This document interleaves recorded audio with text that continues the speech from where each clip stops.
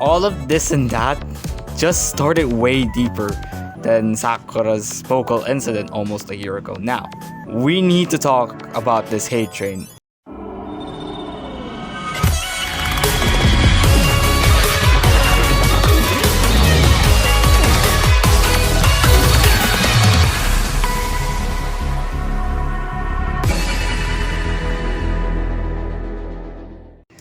Hi guys! So this video isn't the type of regular videos you always see on the channel, but I want to voice out my frustrations with the current treatment that fans have been given towards hype groups in the past couple months.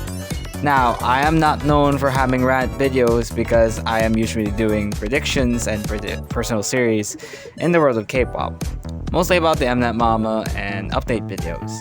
But I am doing this now because apparently hype groups are more hated by the fans than any other name in the industry, especially those who joined this heck of a hate train since around February to April of last year.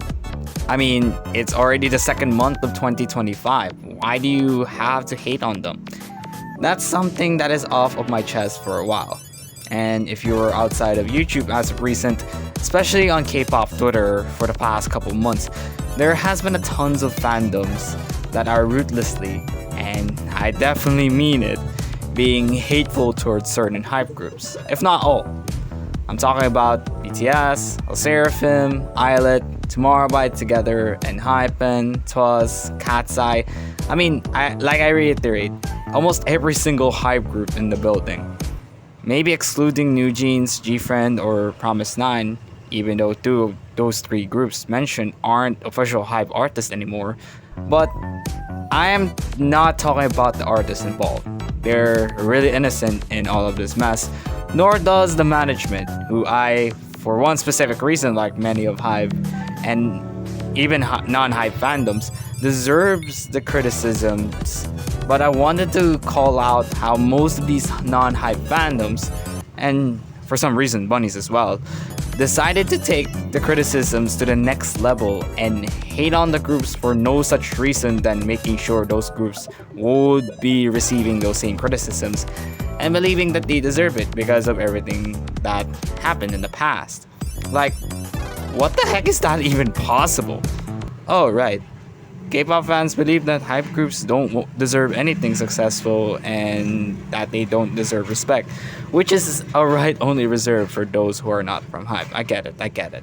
Anyways, let me just talk everything about it because I finally had enough for this hate train, and I hope all of you do too as well. Just to note, I am not defending the company's management because probably enough people will call me like one for just simply defending one group from that company. With that, it's time for the video proper.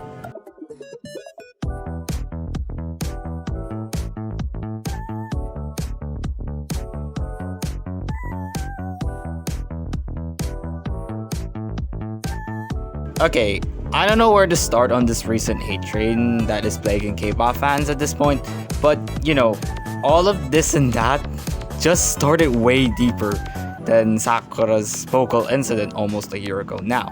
We need to talk about this hate train, and for real, it needs to be talked about for a while. And the fact that everyone considers hype artists as public enemies number one in the eyes of many K-pop fans because of the success of one specific group. Now, I've already mentioned BTS in the intro, but here's the thing. Their hard work and dedication to build the company up is no joke in the industry, despite every single fan trying their best to bring them down. Even if they were now the biggest, if not the greatest K-pop group around, they still want to bring them down. The fact that everyone hates the other groups because they're simply BTS's label mates is so deep that I couldn't explain on that one alone. Apart from that, there are two factors that happened before the height of this hate train. The first one was from 2 years ago, where there was a similar civil war at SM. The current management wanted to sell some shares to Kakao, and their founder was like, hold up, wait a minute, this ain't right. Kakao is going to monopolize the industry if that happens. And that civil war was a brief one and ended too quickly. The reason why I have to mention this is because apparently Hybe was also involved in that civil war when they have plans to buy some shares from SM's founder. When I first heard it, I was too excited because being a fan of multiple groups under the two companies, I believe the artists can have some friendships established while having a combined great quality in music. But suddenly, the fans are like, Kakao monopolizing the industry? More like Hybe is monopolizing the industry. And maybe that's the reason why the deal was backed off. Now, all of a sudden, it was back to normal, and then at the height of Hybe's own civil war, it was discovered that SM hired a company that would manipulate public opinions during its own civil war so that Hybe artists would be the subject of hatred. I was shocked when this was revealed. Like, why did SM employees have to do such a tactic to hate on the artists? Maybe because most of their fans were also like that, have a deep-rooted hatred towards Hybe groups. So, after all of this, many Hybe fandoms started to make sure this would be revealed to the other fandoms. And then it got debunked like nothing happened. Maybe because SM is a good company in many of the K-pop fans' eyes during the Civil War, and anything that Hybe fandoms would say is labeled as false claims or just saying that Hybe Pride were paid the article just to make sure that they are right. I can talk about that later on that video. The other factor is that vocal incidents have just happened before April. Now, that may be one of the reasons why SM group fans are vocal against the Hybe acquisition 2 years ago, because they claim the groups need more vocal experts. And to say that because they quickly became laryngeologists or vocal experts in terms of having vocal problems within Hybe groups is beyond me. Now, I mentioned the Sakura incident. Here's the context. LE SSERAFIM won on the Leap Day episode of M Countdown, and I don't want to push it into more details because it might have killed the mood, but apparently that's the reason why there was backlash. Not just the girls alone. Almost 2 months later, it happened again to Tomorrow By Together in the same show on 11 April, and so does Islet prior to that, even though it wasn't on the same show. But they all have one common thing in mind. They believe Hybe groups are the worst at vocals. It's not everyone that has good vocals in order to be a great artist, but simply put, they have to say that because they don't want Hybe groups to succeed. The worst part of that, less than 24 hours after that incident, LE SSERAFIM won again on Music Bank, and they decided to play some flutes as part of the celebration. And fans were not happy that they didn't showcase their vocals. Like, is that what encores usually had in K-pop? To celebrate the win? At that point, they started to use the same clips or claims all over again to prove them right, even from Jimin's own vocal controversy almost a year prior to the incident. Now again, that was beyond me and I couldn't explain further the fan controversy at all, and at that point, that might have started the massive hate train, but that was just the first domino to fall.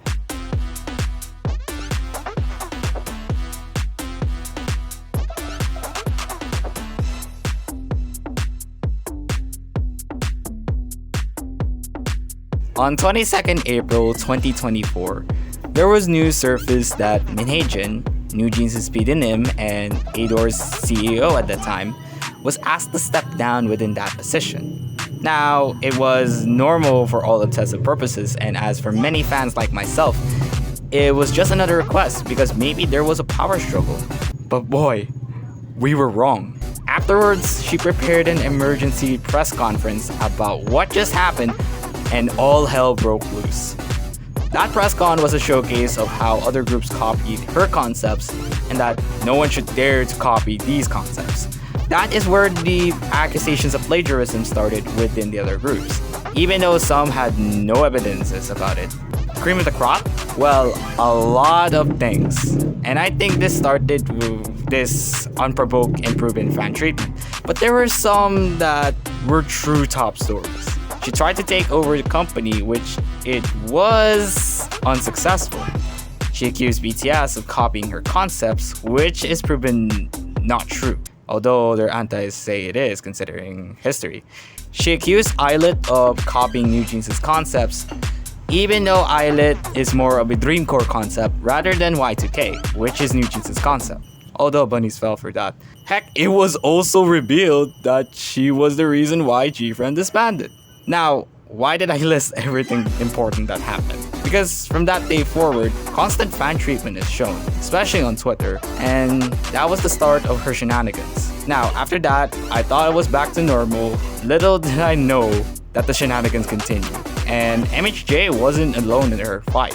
The members, and even their parents, doubled down on her actions to the point that the fans fell for those shenanigans and claimed that the other groups should not be treated the same. There was also claims from them that without New Jeans, Hybe wouldn't be relevant, although BTS is the reason for that in the first place. And that they started the collective amnesia about what happened before April. Heck, even hating of them for collecting comments because it's market research when the freaking National Assembly of all things says otherwise. With that, things started to go uphill towards the haters. Until it didn't. MHJ then resigned, which is a good thing. New Jeans did a press con in which they demanded their reinstatement or else they would leave within 2 weeks. And then MHJ was like, nah, I'm not leaving yet. It's for the sake of the girls. And then doubled down on her statements. And then she left again, this time finally leaving for good. Then led to another demand from the girls, those same demands, and then they left. Which is a win-lose situation. Or as Bunnies would say, it's a win-win situation. And then they didn't because they still follow the schedules and those contracts are still valid. Then, Hybe filed an injunction to ensure the validity of the contracts, in which the girls said they will not return and they should be the ones who needs to pay because the girls themselves made tons of contract breaches, or according to those Bunnies, something that contributed to their freedom. And it's likely that they're going to lose. Now, this ending of the Civil War was confusing and somewhat annoying on the side of fans. I have to admit, when I received the news of their departure, I was tired because there was a guilt trip in my book, and I was about to go back home and process it even more just when I just found out while heading back. But the shenanigans and the girls' actions doomed their reputations. Or according to most Bunnies, it didn't. But it led to one of the most outrageous hate trains modern K-pop gave and even offered.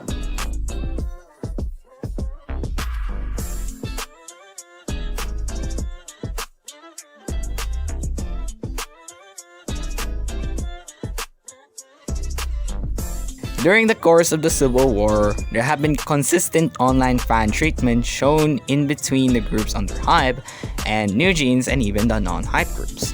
Heck, even Promise 9 and G-Friend got the same fan treatment as in the latter part of that statement. Just after MHJ revealed everything in their press con, everyone seemed to have a grudge against the other groups, especially BTS, Islet, and LE SSERAFIM. And it was also bad timing because they just performed at Coachella recently prior to the press con. Others say it was great, but majority of K-pop fans said it wasn't that great. Maybe because they re-uploaded Sakura's M Countdown incident too many times as quote-unquote proof that they didn't improve. Now, I don't want to watch the performance overall, but based on their reactions, it seems like the hatred has finally consumed the fandoms to hate on them, even at the simplest of forms. Islet have also suffered the same fate, and oh boy, it was worse than we think. If you were a fan of the group since the end of their survival show Are You Next, things didn't go the way they expected. And then MHJ happened. It seemed like no one dared to love the group, from picking their own fandom name for the first time to win their first Rookie Award Show win at the Mnet Mama in Los Angeles. Yup, the most hated 5th gen girl group of 2024 won a category in historically the most hated award show in K-pop. These haters keep finding ways to keep the hatred going. Now, I thought at first the hatred and the constant fan treatment is exclusive to those groups. But the other groups were also affected. TXT unexpectedly got hate because Moas pointed out that one of aespa's MBs copied their MB style and immediately got debunked, and Maya's counterattacking with their own plagiarism accusations of their own. There was another one involving TOS copying a Big Bang MB, in which YG stans joined in the hate train. As mentioned before, Islet's original fandom name was hated because of those same stans, and that's one of the reasons why the group wasn't so loved in their early era.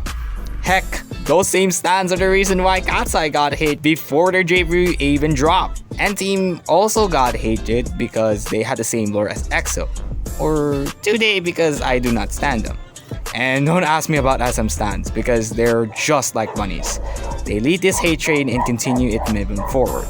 To make matters even more worse, throughout the year, the hatred and controversies were exclusively only to hype groups, and if the other companies got those same things, they would rather make sure that it wasn't going to be talked about for so long, or they're going to blame Hybe for letting that happen. One of those examples was a big outrage on Twitter about a BBC docu covering the Burning Sun scandal. And boy, they blame Hybe for that when Hybe wasn't even Hybe in 2019. Heck, even before G-Friend was established as part of the family. For freak's sake, that's deep hatred to the point that connecting the dots to some of the biggest tragedies in K-pop was everywhere. There was also one NCT member that committed a literal crime, but immediately got debunked because their focus was Suga's scooter incident in August. And the National Assembly decided to focus on Hani's ignore her case as mistreatment even more than what just happened. Like, the antis are treating Suga as a criminal when he's innocent, and then when there's a literal criminal roaming free, nothing ever freaking happened to him. Heck, a single ounce of thanking their pseudonyms is already controversial for them. Even if New Jeans can thank MHJ, they can still run away with it. While the other Hybe groups, like LE at Golden Disc almost a month ago, they would talk about that every minute. Even having the same comeback dates as other artists, and they still hated it online for doing that. Like, Kepler wasn't hated that bad when they had the same comeback date as Baby Monster last year, but it's the opposite reaction when it comes to aespa, Islet, or even B Rose. Now, for those who've said New Jeans are also hated by a lot, well, it got overshadowed by the constant hatred their fans have been given to the other groups. And K-pop fans also, with how they protected Promise and Yeochin from the insane fan treatment online, which led to some realizations for me after New Year's Eve.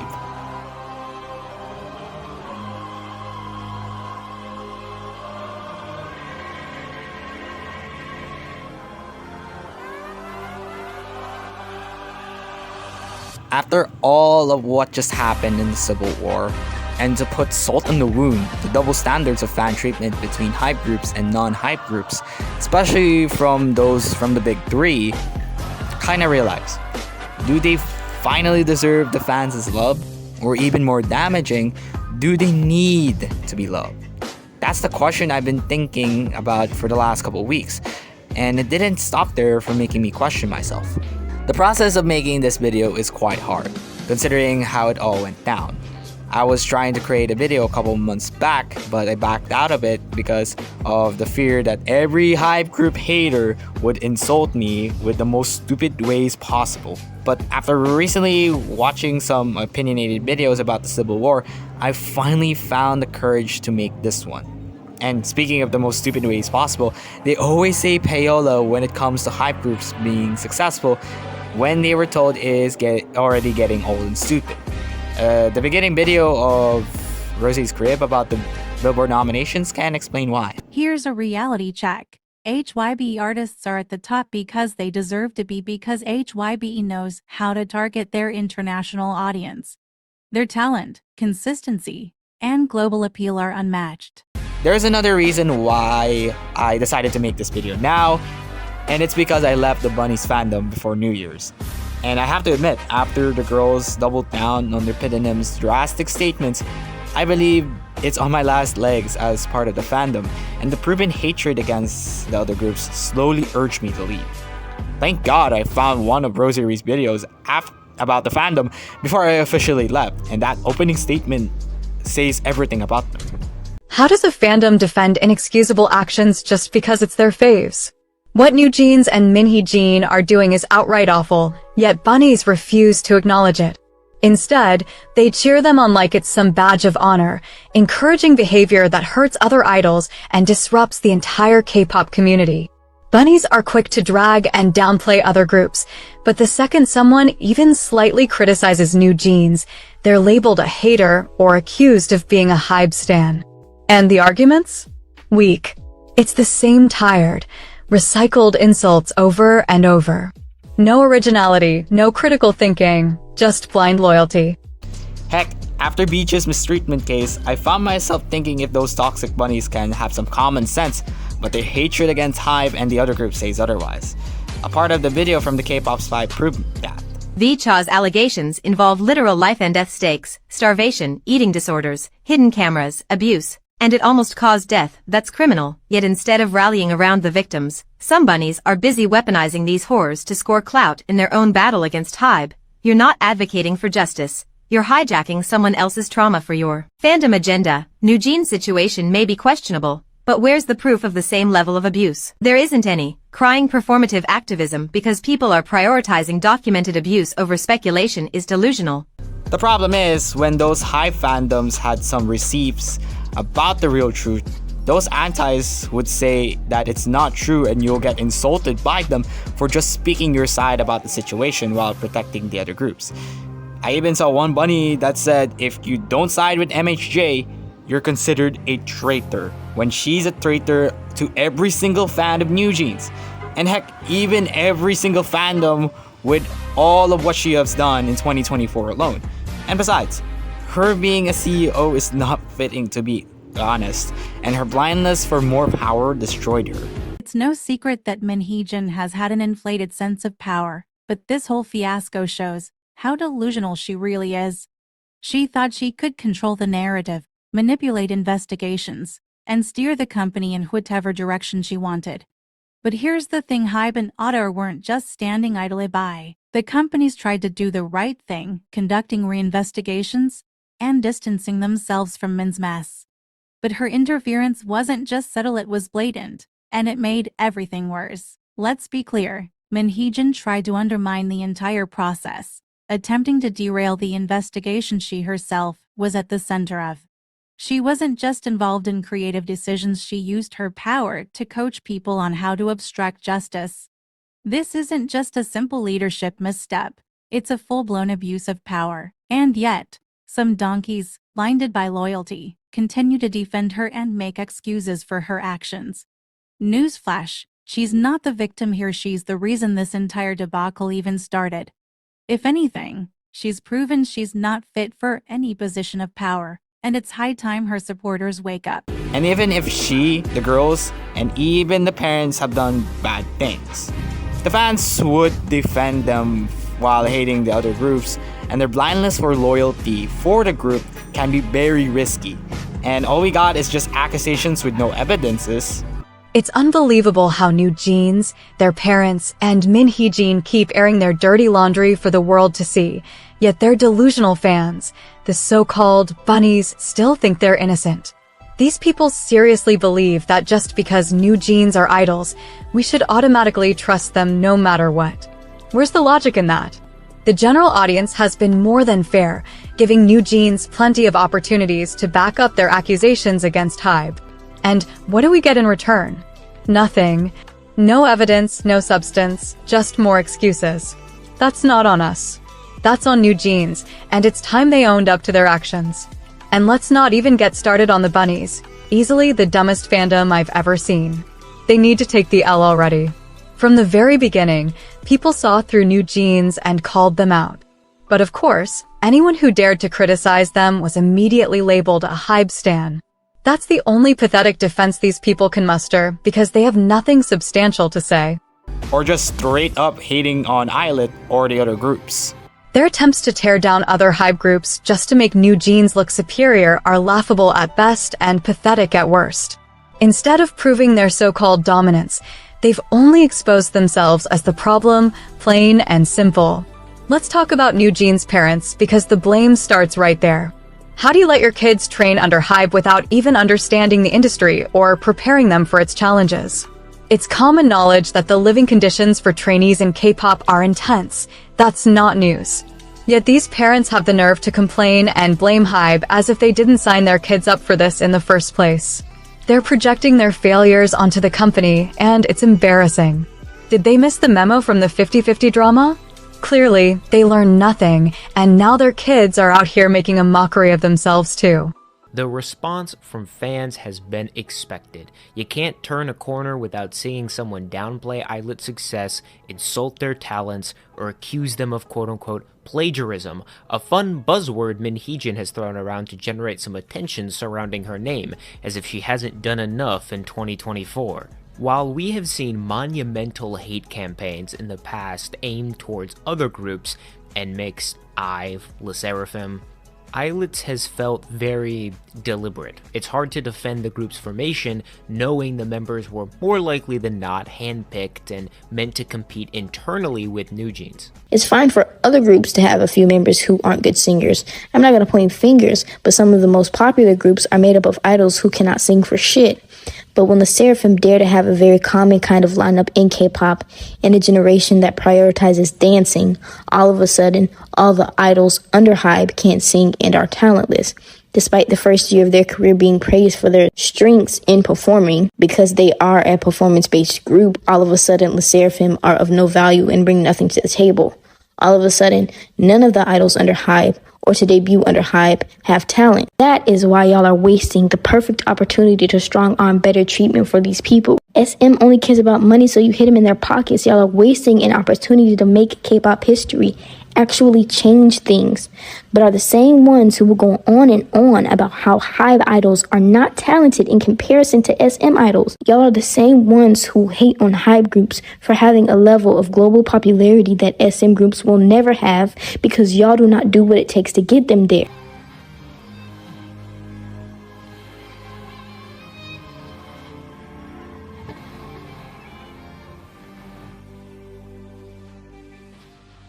It's the unfortunate behavior I've come to expect out of the K-pop community. Instead of putting your brains together and thinking, hey, maybe we should hold off on throwing insults their way and protect the young members from any industry harm, you instead recycle the same process you've been peddling for generations at this point. It's always, think about the idol's mental health when it's an idol you like. Never do you hold that as a universal value. You only cherish the groups you enjoy to maintain some frail enjoyment of an oversaturated genre. You live in a self-serving, ignorant bubble and only manage to crawl out when some sort of devastating event happens that entices you to become a performative activist and then parade around your morality, then duck back into your hole when backlash comes. Islet's dilemma is the K-pop community, and a little bit of Heejin on the side. Daeju's statement on the Islet situation just proved that at some point, it's the fans' fault in the first place. Well, most of the time. But that statement is also related to the constant fan treatment the other groups had. And if we started to take notice about this constant hate train Hybe groups have suffered, then we can have the awareness about it even more, and for good measure now, breaking the hate train. I know, as a real Hybe stan myself, it's hard to defend all of its groups when you are constantly fighting against the haters, especially on K-pop Twitter. If you stan one artist or one group under Hybe, then that's a good thing because you can focus on your group and your group only. But if you're a multi or a casual like myself, it's very hard. But either way, it's going to be like, if I speak, I'll be in big trouble. If you are trying to defend them from that constant hate. That's why awareness comes in. If every single Hybe fandom can collaborate and make sure this hate train will end, then it would end as soon as possible. But overshadowing it could be trouble. Just ask Lemon Cookie or any of us why Hybe groups are very much hated. Hybe idols are overhated, and I think I can break down why. Everyone is just jealous really, and it's all BTS's fault for not only being one of the most popular K-pop groups ever, but also having the audacity to be one of the biggest boy groups in musical history. Not dislike, but hate. If anyone hates on any group currently under Hybe as of 2024, you cannot convince me that it's not out of jealousy. But I know that those fans are stronger than the constant hatred, because we know for ourselves that we love our groups with passion, That passion would be the reason why breaking this hate train can be important. It's already February, and it's 2025. It's time for a change against the fan treatment and the constant hatred Hybe groups receive. And maybe one day it's back to normal. Finally. Who knows when that day will be or when it will finally happen. Anyways, I hope you like this video. This is my first rant video and I really wanted to make this video because of everything that has happened within the last couple months. And I do hope spreading awareness on the hate trade can really happen in order to end it. It's really been a long overdue throughout the past 8-9 so months, and I hope everyone can take part of it. With that being said, like and subscribe, and I'll see you next time.